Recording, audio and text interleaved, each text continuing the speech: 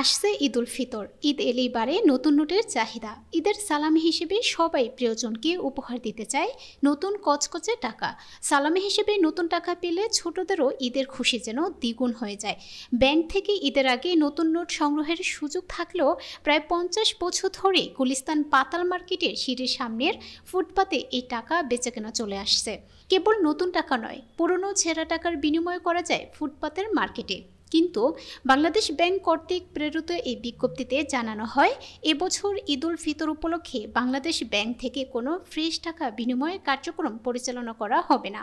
মার্চের 10 তারিখে প্রকাশিত সেই বিজ্ঞপ্তিতে স্পষ্ট বলা হয়, আসন্ন ঈদুল ফিতর 2025 উপলক্ষে জনসাধারণের মাঝে ফ্রেশ নোট বিনিময় কার্যক্রম বন্ধ রাখা হবে এবং পুনঃপ্রচলনযোগ্য নোট দ্বারা সকল লেনদেন কার্যক্রম পরিচালনা করার জন্য জনসাধারণকে অনুরোধ জানানো হয়। কিন্তু এই ঘোষণার পরই থেমে নেই গুলিস্তান মানি মার্কেটের ব্যবসা।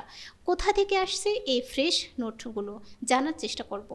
টাকাটা ব্যবসা করে এই কারণে অনেক পাবলিকের দেখা যাইতেছে টাকা ওই পানিতে পড়ে নষ্ট হয়ে যায়, কিংবা ছিঁড়া ভালায় বাচ্চারা, কিংবা যে কোনো কারণে ছিঁড়া যায়, ইন্দুরে খায় ভালায়, ওই টাকাটা ব্যাংকে চাইতে পারে না কিংবা সময় পায় না।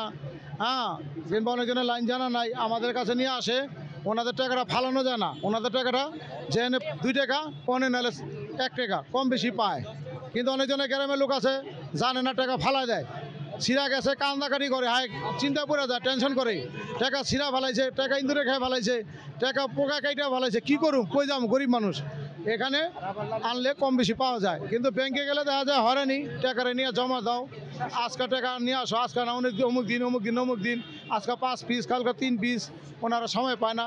গ্রাম দেশে দূর দূরান্ত থেকে আসে, এমনও লোক আছে একদিন লাগে আসতে, একদিন লাগে যাইতে, ওনারা পায় না। আমাদের কাছে আইসা দেখা গেল বিক্রি করা যায়, ওনারা আমাদের কাছে বিক্রি করলে ওনারা কিছু টাকা পয়সা পায়, আমরাও কিছু ওনাদের বিনিময়ে কিছু পাই, এই তো আর কি।